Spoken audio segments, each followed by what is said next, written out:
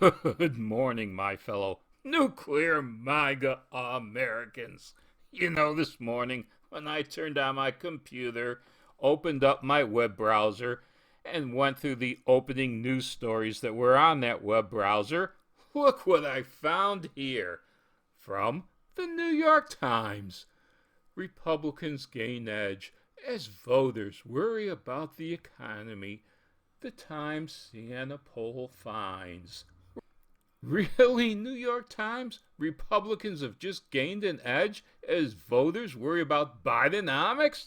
I don't think they've gained an edge. Ever since this political season has opened up, the Republicans have had an overwhelming majority. They have been sitting on top of things, from everything from the economy to schools and foreign diplomacy. Biden has fallen on the sword on all of these things, but especially the economy.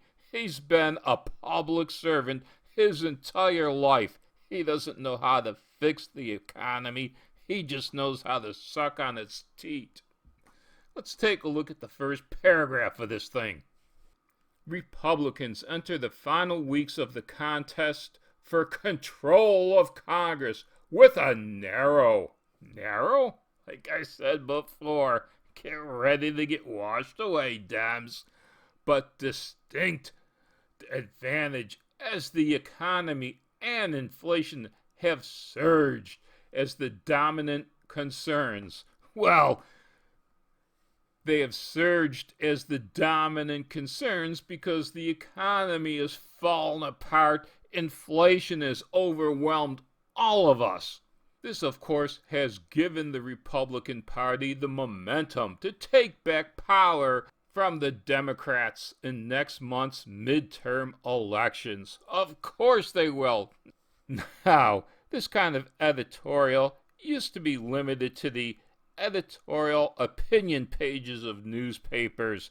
You didn't used to find it on the front page anymore, but most newspapers don't even have an editorial page anymore. Newspapers now insert their editorial opinion in every single article they write. No one tries to be fair anymore. You see, when they talk about inflation, everything has gone up, from electricity to food to gas to clothes, and then the big ticket items like cars, and finally, most importantly, your house. When you buy a house, the American dream. Everybody wants to own their own house in America. It's how you become the middle class, isn't it? When you buy your own place, when you get the keys and you go, this is mine. You take pride in that. But there's a problem right now with that, isn't there? Let's take a look at this next news article.